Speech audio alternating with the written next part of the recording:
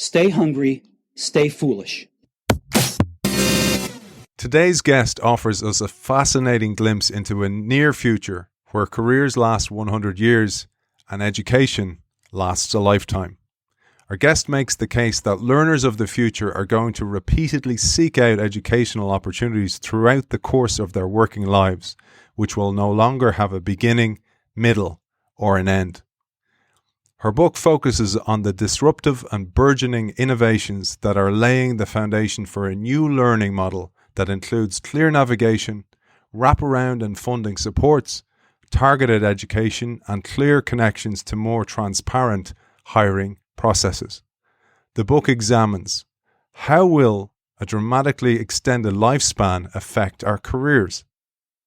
How will more time in the workforce shape our educational demands? Will a 4-year degree earned at the start of a 100-year career adequately prepare us for the challenges ahead?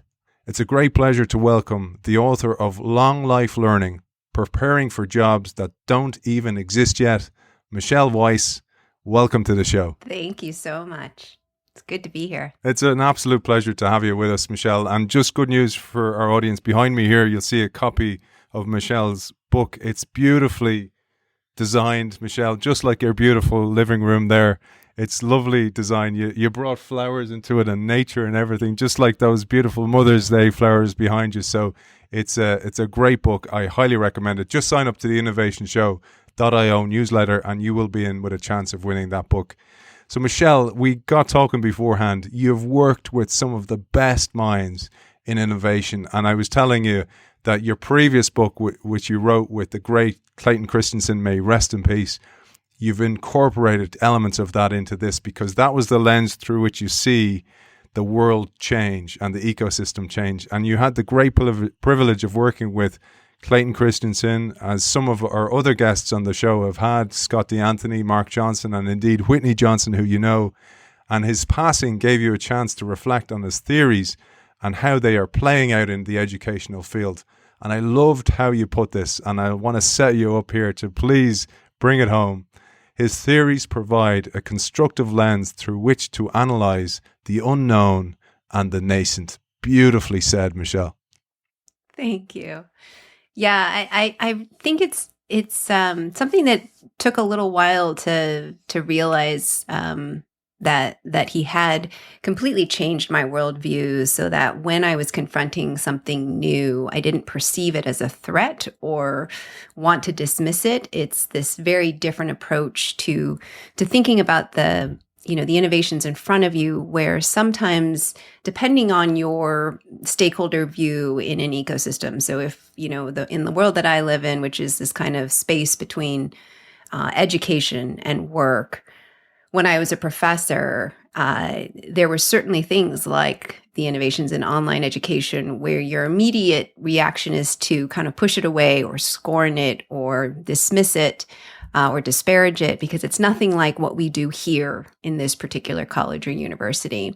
And what was so neat about the theories is you realize that this happens across every single industry, across every domain. This is our instinct as humans, is to kind of quash that newness as, that's nothing. It's nothing to pay attention to.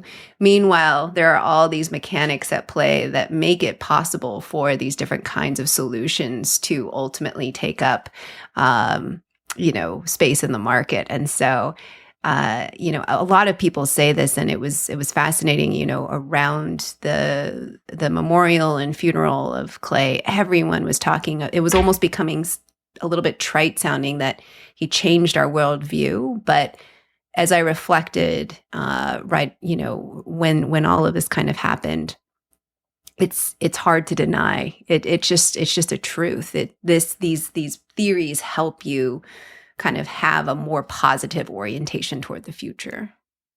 Beautiful. And I love how you articulate the disruptive innovation. I'm going to come back to that because you do an absolutely beautiful way of simplifying it as well. So we'll come back to that. But I wanted to draw our attention towards some of the analysis that you did, because you analyzed the non-consumers in the world of adult education even before the pandemic, you say, before the 2008 financial crisis. It left many people unemployed, often because they lacked the skills required for the new shifts in the workplace. You say our systems are brittle and do not fit everyone. Learners are forced to fit nonlinear realities into a rigidly linear system, and therein lies a massive problem. When I was reading through a lot of the research on the future of work, I was just starting to realize that so many of the different analyses and thinking about how we prepare for the future was so oriented around the things or the it or the jobs or the number of people who would lose their jobs to automation and computerization.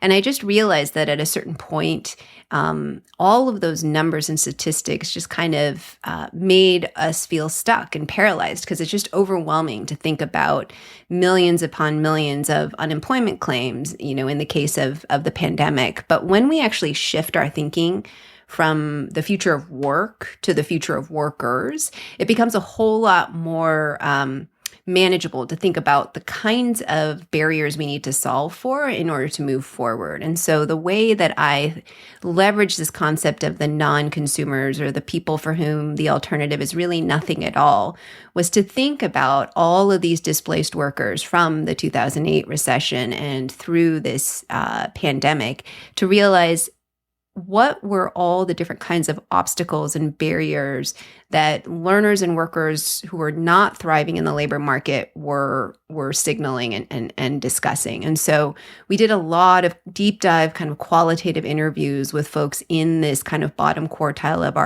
of our population to really understand what was kind of getting in the way of their pursuit of advancement.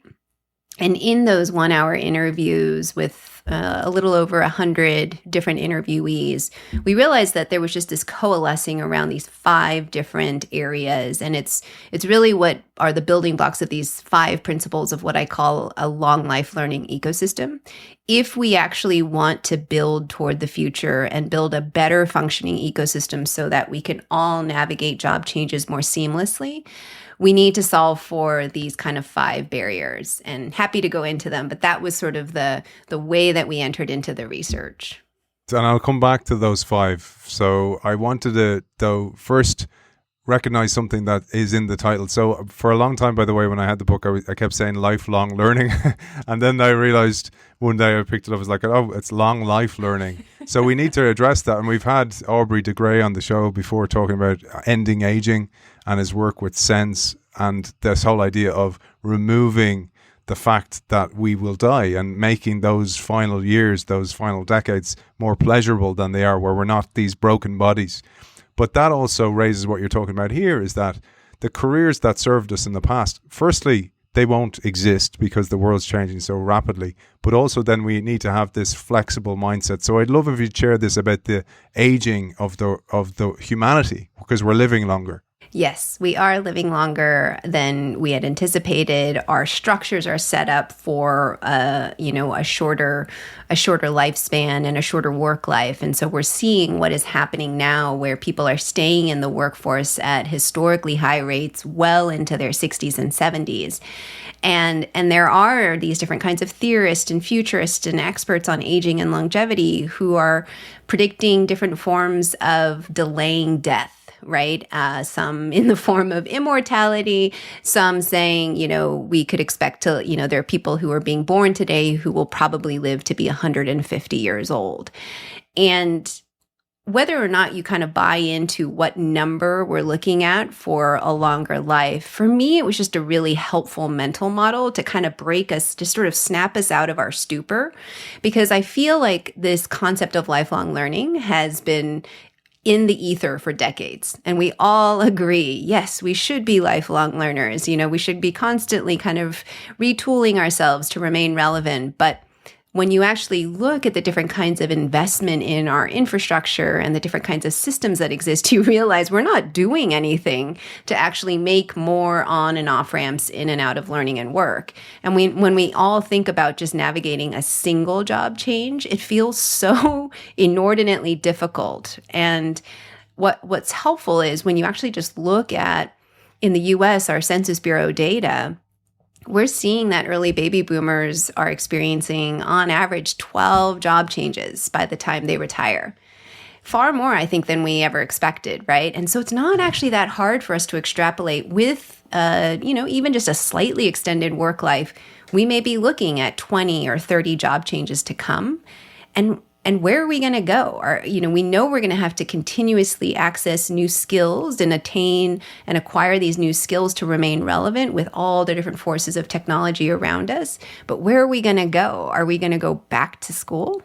And so all of these questions were just so helpful in kind of spurring, thinking about how we move toward action, and just that kind of that framing of long life learning that trips us up and, makes us want to think about lifelong learning. That is that concept to sort of say, if we struggle with one job change, how in the world are we going to do this 20 or 30 times over?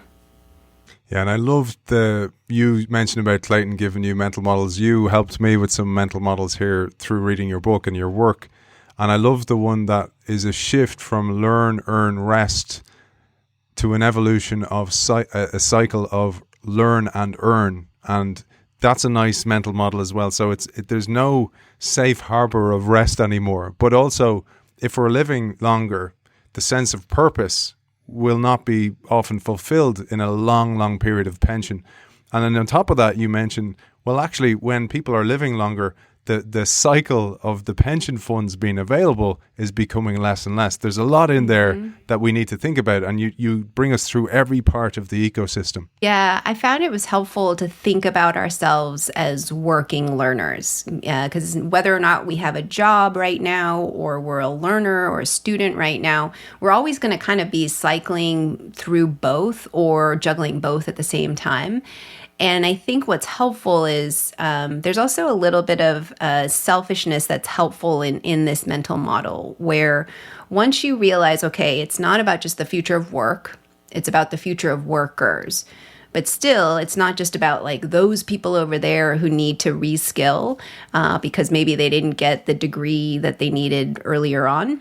It's about all of us. Even if we have a degree, even if we have a fulfilling job, we can't actually expect some sort of permanence or stability there, because we're all going to be affected by these different changes and have to shift and change our mindset. And so in a way, there's a little bit of selfishness, because it's the future of workers is the future of us. And it's a lot easier to kind of get to work on something that's going to affect us as individuals if we realize, oh my goodness, if in our case in the US, if 41 million Americans are bumping up against these same barriers around career navigation or wraparound support services, or, hiring processes that always demand a degree instead of looking at skills, these different kinds of barriers, if they're bumping up against those, we're also going to bump up against those same barriers. And so, I think there's nothing like a little bit of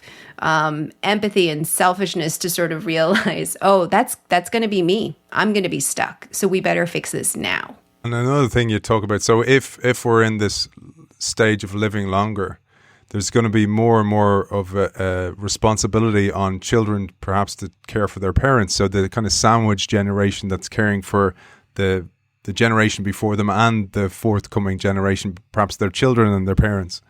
And where I got empathy from the book was the understanding that so many people need to take the off-ramp from the workforce in order to care for those parents in their older age.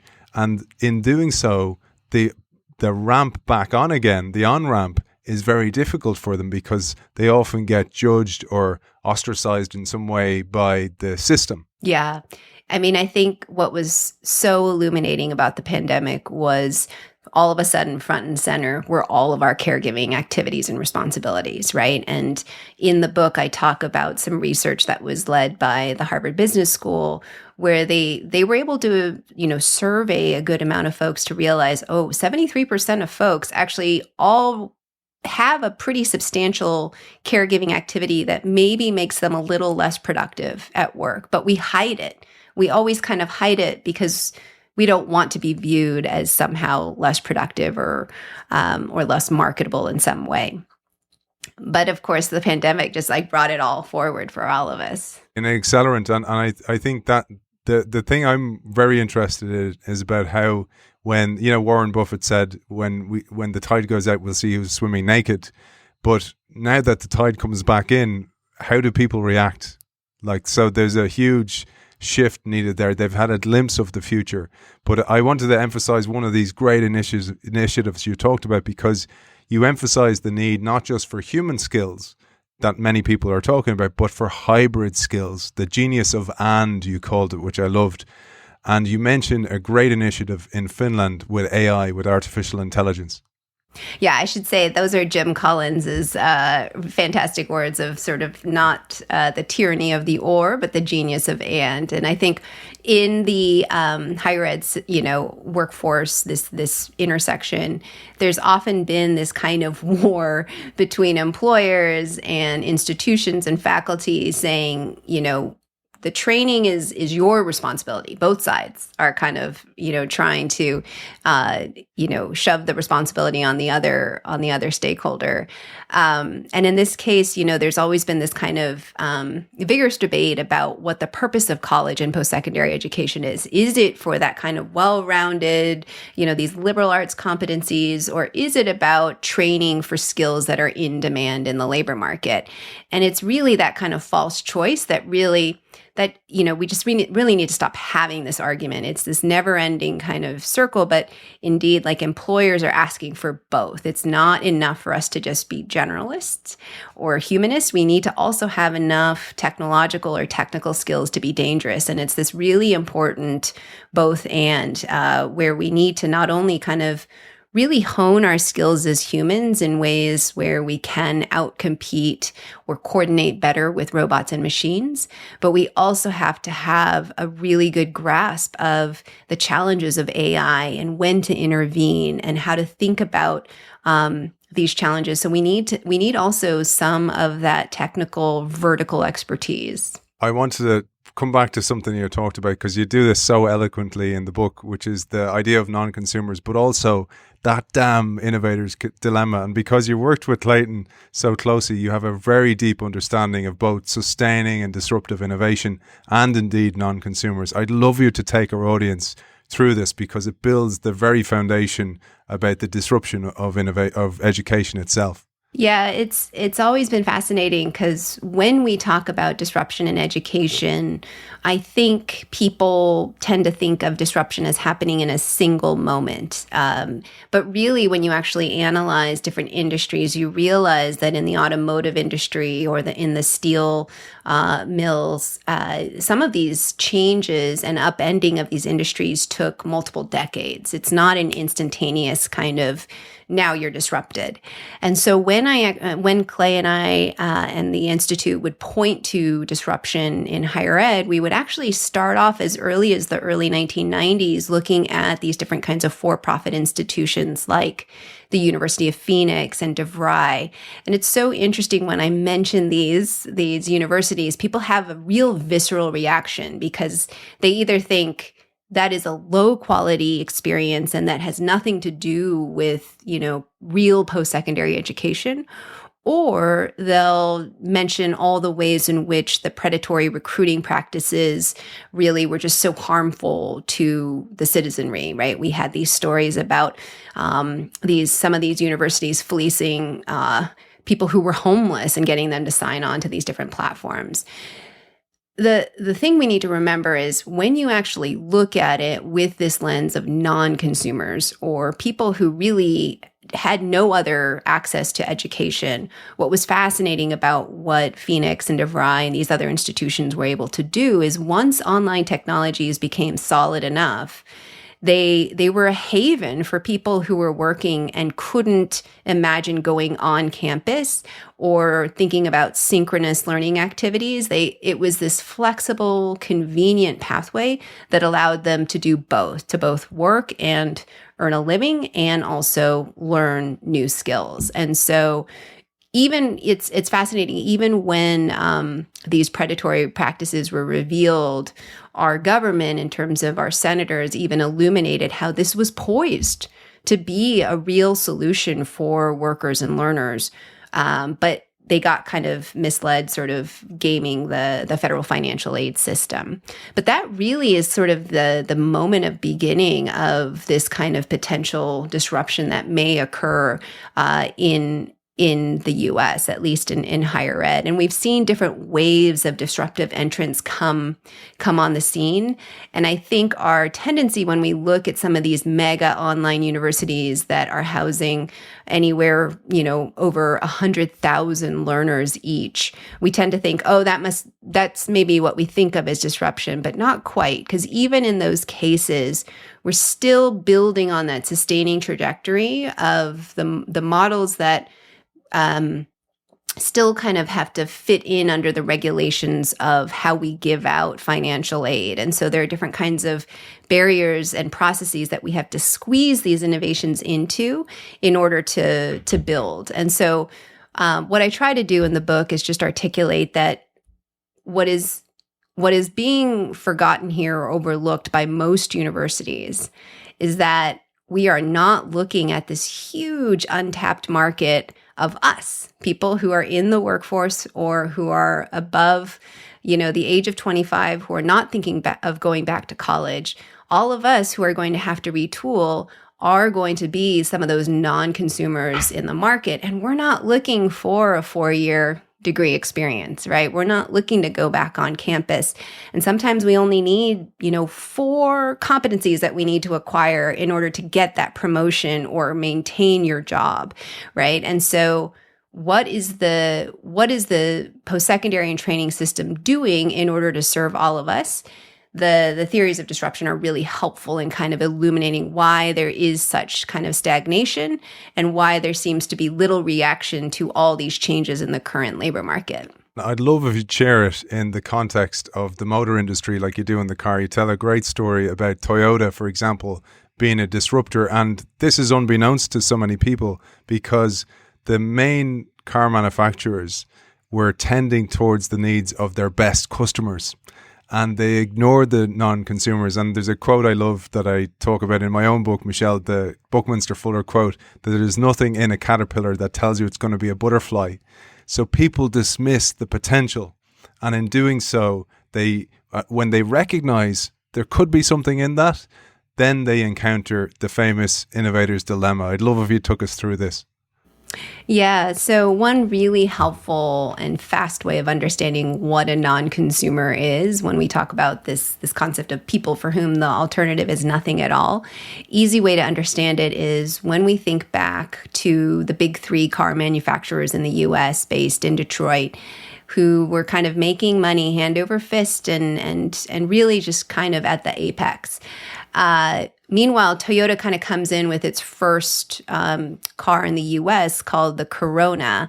And it was this tiny little car, and it was kind of crummy in terms of its performance. It tended to break down a fair amount. But for people whose options were riding the bus or walking, it was a fantastic little vehicle, right? Because in their minds, they were not comparing it in terms of performance to a Cadillac. That wasn't within the realm of possibility. So they weren't those sort of consumers in the incumbent market. And so that's what we mean by sort of thinking about non-consumers. It's usually when you have any sort of new innovation or solution, it usually starts in the center of a market where people have the most amount of money and the most amount of skills.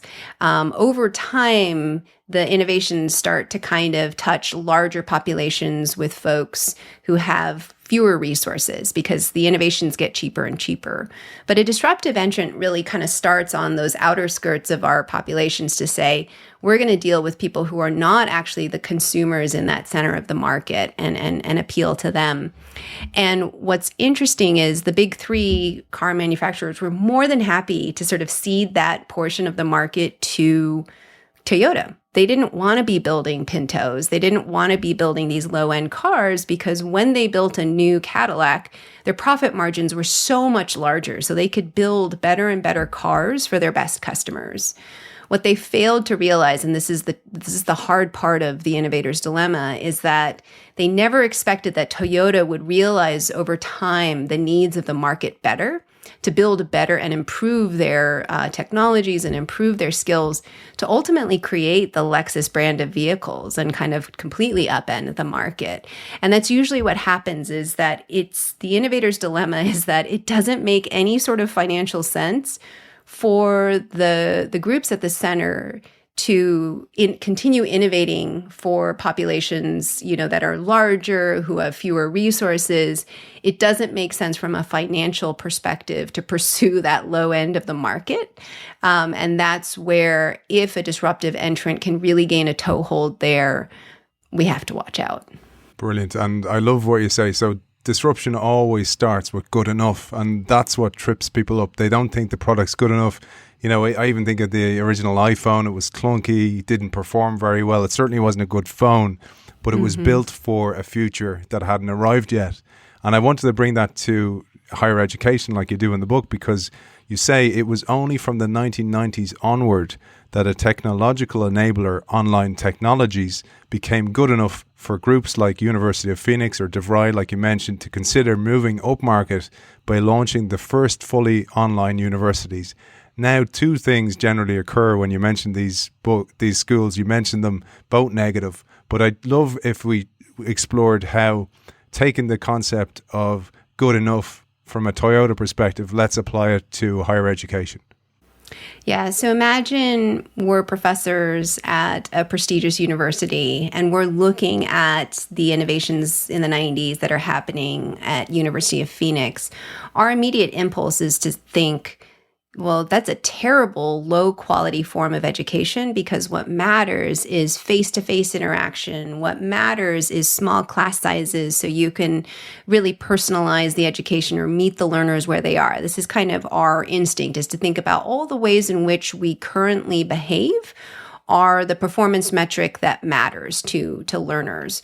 What was fascinating to see is that the first consumers of Phoenix and DeVry education were more than happy to pay way over state tuition costs, way over what people were normally paying, because they weren't looking at those same performance metrics of small class sizes in person. They were more than happy to kind of pursue something that gave them that flexibility and convenience, and they were willing to actually pay a premium. So that's kind of an easy way of thinking about that challenge. Do you talk about even the higher end universities, for example? They do what always established brands do. They start to compete on marketing or product lines. So you say, in an effort to outpace fellow institutions in the game of college rankings, schools have improved classrooms, built more buildings, updated technology, sponsored faculty research, increased administrative overhead, and decked out residence halls and dining facilities. Meanwhile, some schools have focused on the singular value proposition of teaching the new majority of learners. Again, those non-consumers. I thought you brought it together there beautifully. Thank you. Yeah, it is fascinating to sort of see in a lot of the projections that different analysts are putting out there. There is this growing potential cliff of enrollment that we can foresee already, where we actually haven't been having enough babies since the last recession to build a college-going population that will fill the seats of the universities that exist in the U.S. We just don't have enough people to fill those seats. And a lot of these schools are tuition dependent. And so you would wonder, why aren't these schools actually changing their behavior and trying to pivot and sort of unlock more solutions for adult learners or working learners? And we're not seeing that happen. And part of that is just that there's this incredible amount of inertia that exists because the model that they have today, it took so long to iterate and kind of start to actually figure out a revenue model that made sense. And we have so many different kinds of value propositions that we offer in a traditional university around teaching, research, and social growth. And so it's just hard for us to respond nimbly. And that's what it I'm getting at there. It was interesting as I was I wanted to share with you just like a new sort of example of this kind of tendency for us, if we're at the center of the market, to dismiss something.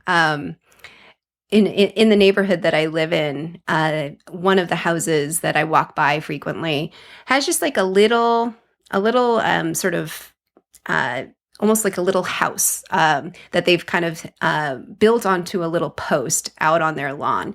And in it, there are like 10 different books in there that people put in there, and they take a book they want to read. And so it's this kind of, if you take one, the expectation is you put one back in there. And it's this lovely little thing where you actually, get to just sort of quickly get a free book and then give one away that maybe you're not reading anymore. And I was talking, it was really sweet. And I was talking to a librarian about this, and she said it's hilarious because her colleagues who are also librarians hate those things because they think it's not a library. It's not curated, right? It's that mental model of this isn't the right thing. Meanwhile, it's helping us as these non-consumers be delighted by this little innovation, right? And it's that same kind of thing of that's not the right way to do things. That's kind of our, the way that we currently do things is the right way to do things. And that's the mental model that we have to kind of break. Yeah, and you see it so many times where people who are actually brilliant, they're geniuses, but it's the curse of expertise and they become blind and defensive. I'm sure you saw that in your academic career. But I wanted to bring it to the story of Paul LeBlanc, who introduced some basic rules of decentralization informed by Clay's research, including, I loved these rules, room to play by different rules, finding underserved markets, clarity about the job we are doing, and he described these moves as a way to negotiate some breathing room among the different entities as well as their governance structures.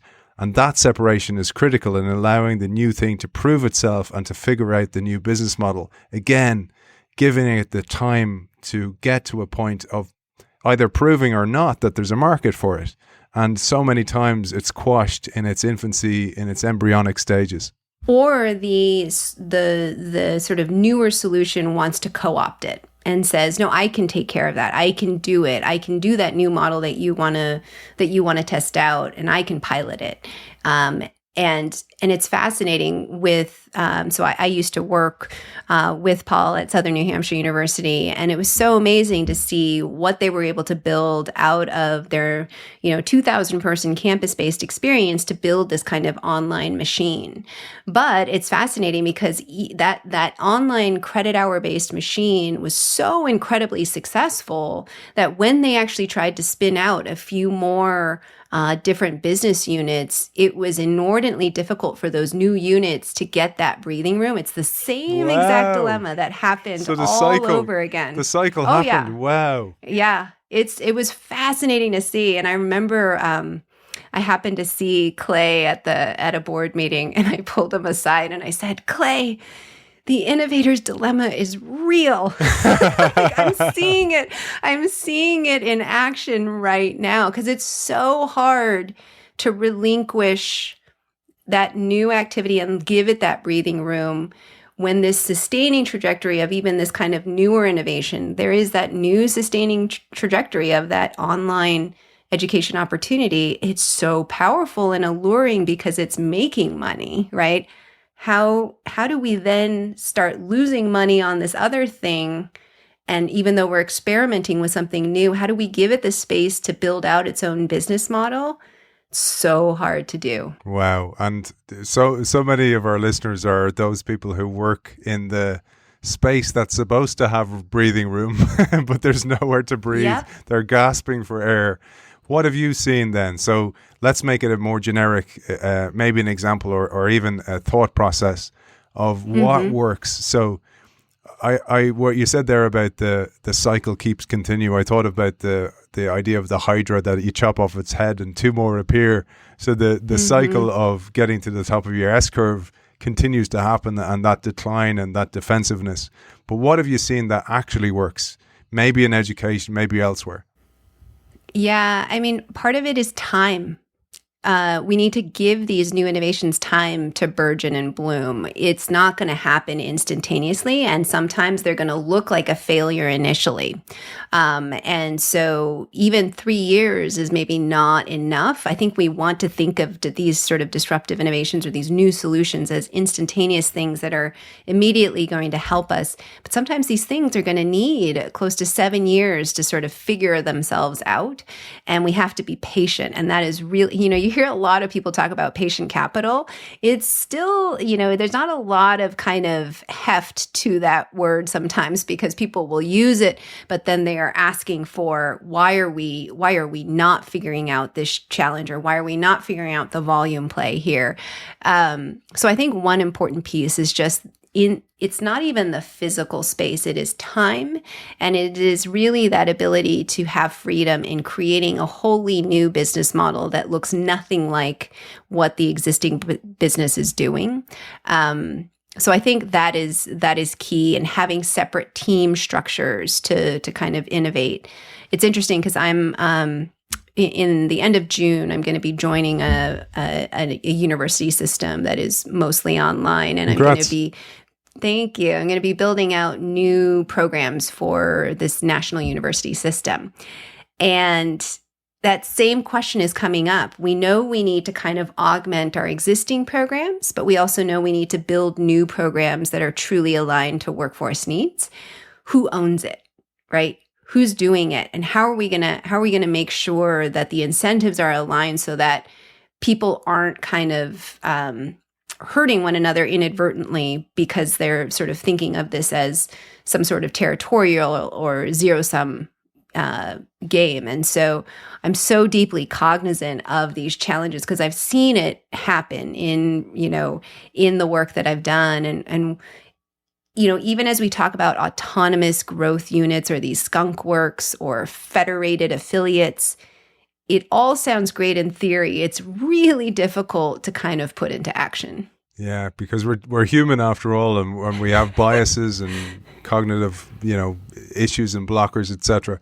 But I loved what you said here. You said it's not just that the education infrastructure has failed to keep pace with tech's transformation of the economy, as corporate leaders are prone to suggest. So there's a blame game going on here. There's also an onus on companies just as much as it is on the higher education system to respond more rapidly and urgently to the changing nature of work. You mentioned time being an enemy there for an embryonic new idea or an S-curve jump, but it's also the same within organizations. They don't allocate time for people to learn, and that needs to happen on a much more regular basis. 100%. Yeah, it is this challenge of time poverty. I think we all felt it acutely during the pandemic when suddenly we had no way to outsource any of the things that take up our time, right? It was all on us, and suddenly we realized we have no time to do everything, right? It is really truly one of our most precious resources.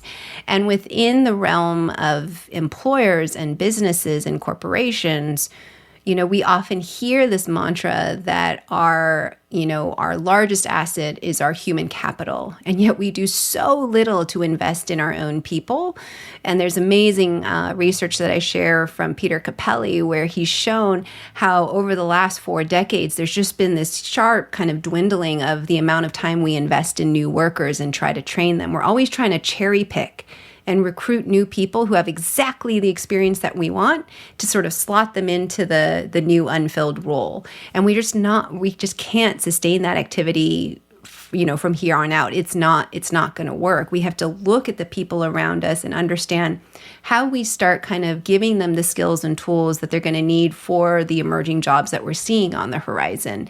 And that's really going to involve time. We can't just expect these busy humans, all of us, to layer this on top of everything else going on in our lives. We have so many other responsibilities and things that sort of tear at us that make it hard for us to pursue more education. So the most forward-thinking companies are going to be the ones that are thinking about internal mobility pathways, making it clear to their existing workforce how they move up, how they skill up, and also offer the time, whether it's 1 hour a day or 1 hour a week, for people to actually build those new skills. It has to be this kind of embedded, hands-on, in the flow of work activity. It can't be something we just expect them tacitly to accomplish all on their own outside of our work time. And the mental model you gave me there was the idea that the on-off ramp actually needs to exist within your 5-day week as well. So you have to have the opportunity within the organization. So there's a highway happening within the organization itself. Mm-hmm. But you mentioned there about people, we can't expect people to do that. Now, we all know those people who are constant learners. We know these people. They were lifelong learners. Now they're going to be long life learners. But they put an onus on themselves. They take responsibility. But one of the things I really got from your book was the empathy for those people who just don't have that bandwidth. They don't have, I'm very privileged to be able to do that and educate myself. And it really gave me that perspective to see things from the other side. But I wanted to talk about the onus on ourselves, because I love the concept in life of when you point the finger, there's 3 pointing back at you. So playing the blame game, you got to go, but what did I do to contribute to that? And bringing it back to what we talked about, the innovator's dilemma. If I'm successful in my career, I can be susceptible myself because I can't see why I need to train up and skill up for something that doesn't exist yet. You mentioned, for example, AI, or cybersecurity, or all these burgeoning, they're not coming, they're here. But they just, as William Gibson said, not equally dispersed yet. But you talk here about when the moment arises, we're stricken by fear and we don't know where to turn. And you give an example of Steve, and you say he must find the right learning experience that aligns with his chosen career path, but also determine how his transferable skills can be redeployed in novel ways. And then he needs a way to package his past experience and skills into a format and language that prospective employers can trust and understand. Because that is very difficult for somebody. They're not storytellers. They can't frame their story well because they need to have a sight of what are employers asking for or looking for. You talked about the transparent hiring processes. What does the market need? And what am I capable of doing? There's a kind of triumvirate of perspectives there. Mm-hmm. Yeah, it is. So the challenge for all of us as we kind of negotiate this longer work life is, even for people who aren't autodidacts, who aren't sort of these lifelong learners at heart, the thing is, all of us are acquiring new skills. We just don't have the language, and we don't have ways of surfacing those skills and help make them understandable to a future employer. So I steal this phrase from Peter Smith that's called hidden credentials. We each have hidden credentials. We just don't have ways of formalizing that and making it understandable and translating. And so this is where I think there's actually some really interesting innovations occurring in these different kinds of AI-powered platforms, where now these different sorts of machine learning are recognizing that as we type in something like barista, we can actually realize that, oh my goodness, by doing that work, we actually were honing these different competencies in customer service or budgeting or, whatever the change management, whatever the skill may be. And as we get better at just sort of understanding, oh yes, that is me, I do know how to do those skills, we actually start to open ourselves to new activities that we never imagined possible. And so in the case of Steve, what's interesting is this is a real interviewee we chatted with who was 51, knew he needed to work for another 15 years. And his immediate thought was, well, I think I should just maybe become a teacher because I like kids. But that's how we generally kind of think as humans, where we don't have a whole lot of imagination in terms of envisioning what is possible because we don't know what truly are our transferable skills. We don't know which skills actually port over from this domain over to a seemingly unrelated new opportunity in systems network analyses or, being able to be a human resources manager. And these AI-powered platforms are giving us some of those, giving us that visibility to say, oh, we're actually 85% of the way there, and we just need to acquire these 10 skills. Suddenly it becomes a whole lot more doable. And so that's one of the exciting ways in which AI is not hurting us, but potentially helping us. I love that. And you mentioned earlier on the 5 guiding principles. love us to share this perhaps as a kind of a final message for our audience, because the book is like a mountain. So you kind of go up the mountain of all the obstacles that we need to overcome, and you're going, well, here's from my experience and those lenses I've picked up over the years that I can see it unfolding and towards a more spaceship Earth. I like to talk about this idea that we're all crew, there's no passengers, that we have to enable our brothers and sisters across the planet, because if they're failing, we're failing. We're the same people. And it's not about the gods and the useless, as Yuval Noah Harari would say. It's about everybody having a part to play and the wealth being dispersed across those people to enable them. And it's I love the concept of, it's not teaching a man or woman to fish. It's not fishing for them. It's teaching them to fish, because there's real purpose in that as well, which tees you up beautifully for the 5 guiding principles, that your formula for success. Yeah. So one of the reasons why the cover of the book has that kind of nature imagery on it is because I talk a lot about ecosystems in this book. And the reason why is because what we have done thus far is function as systems, as a lot of very siloed systems that are not integrated, not easily understandable or navigable. So we generally kind of talk about K through 12 education over here, college, workforce training over here, employers. We have policymakers over there doing something different. Everyone is kind of looking at the bird cage. This is Marilyn Frye's metaphor. We're looking at the bird cage by looking at a single bar, instead of sort of stepping back and realizing the great interdependence of what is going on here. And I think one of the big misunderstandings of the theories of disruption is that you have to sort of blow things up and start from scratch or build something new. And that is absolutely not what Clay was talking about. And one of the ways in which we can kind of approach this differently is think about these different kinds of interdependencies as an ecosystem, and how we actually have to knit together a lot of these different solutions that already exist, along with new solutions that are in service of the job seeker or the non-consumers. So the idea is that from all of that research that we did, the qualitative interviews with folks, we realized that people are seeking better career navigation or guidance. They are looking for human touch points through wraparound support services. They are looking for more precise educational opportunities. They're not always looking for a bundled 2 or 4 year degree. They are looking for integrated earning and learning experiences, so learning on the job in that kind of embedded, hands-on, experiential way. And they're looking for fairer and more transparent hiring practices. And the important thing here is, like, for each of those 5 principles, those need to be in existence in order for this to become easier for all of us. So if we think about navigating a job change, we need solutions knitted together across all 5 of those principles. We need them all to exist in order for us to make a seamless change in the job market. And I think what we've tended to do up until now is focus on a single solution over here. Or maybe we have solutions that exist in all 5 buckets, but for a lay job seeker, or if you're just talking to someone on the side of the street, they have no idea that some of these solutions exist. So how do we bring all of this together in a way that is just so much more comprehensible and navigable to any person? And that is this real concept of this new learning ecosystem that we need to be aspiring toward. It's not just one or a couple of these pieces. It's all 5 of these principles that need to come together, but completely oriented in service of the job seeker, not in terms of a funder or a philanthropist or a policymaker.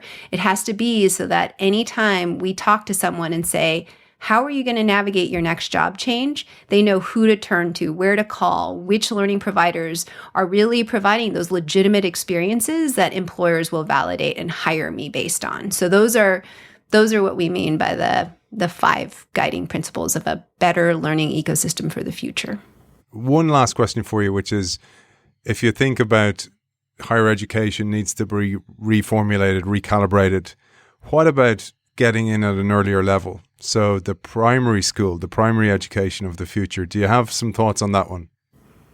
I do. So I had the privilege of working for Imaginable Futures, which is Piero Midyar, who's the founder of eBay. It's his venture philanthropy group in education, and they very much have a two-pronged approach to intergenerational mobility. It's not just about the working learner or the adult. It's about early childhood interventions, because we know that some of the most critical interventions that can possibly occur are even before the age of 3. Right. And so a lot of these things that we're remediating for now as adults are things that really we need to sort of solve for much, much earlier on, even in the first 20 days of life. Right. There's more data coming out how important it is to sort of build that stability and reduce trauma in our children's lives. So it is absolutely critical that those early interventions are happening. And I've found myself often in this kind of existential crisis where I focus so much on more mature learners. Meanwhile, I know that some of the primary interventions that are occurring are so much earlier on that we need to solve for. And that's why we need so many more solutions and organizations and innovators working in this space to make sure we're solving for all the different levers when it comes to intergenerational mobility. And it makes it more, there's more spokes on the birdcage then when you start talking about that, don't you? Yeah. One of the things I found fascinating, and this is from a personal perspective as well, I work as an executive coach for several executives.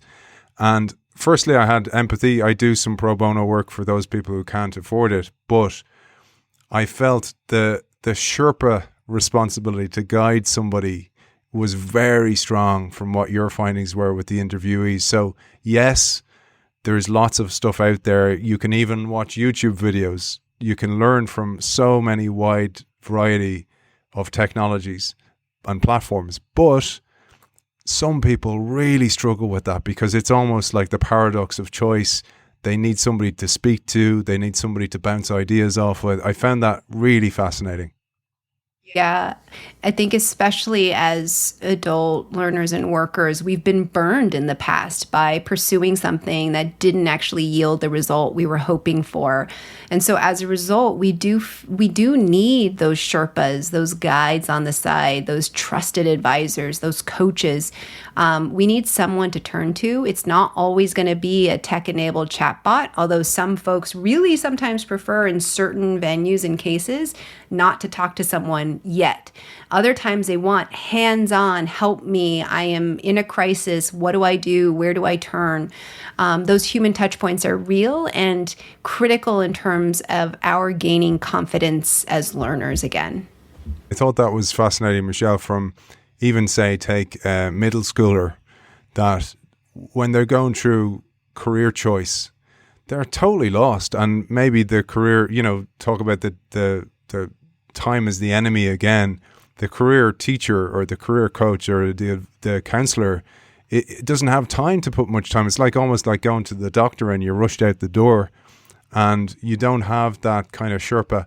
And then I thought that's interesting from a school perspective to have that type of person who has a sight of you every maybe month or something like that to guide you and, again, bounce those ideas off. Mm-hmm. Yeah, and part of it is we don't have a lot of opportunities for our young learners to try out some of these different kinds of work, right? And we're asking them to aspire towards something they have no experience in, right? And so how do we make sure we're building in different kinds of apprenticeships or internships or work-based learning opportunities so that they realize, oh, I love solving problems, for these kinds of companies or people who are working in this field. We can't just sort of aspire towards something in the abstract or have passion for something in the abstract. We really need ways to kind of have little gigs here and there where we can try out and build those skills and realize, ooh, that's not a fit for me, or I really need to start, learning some skills so I can kind of move in this particular direction.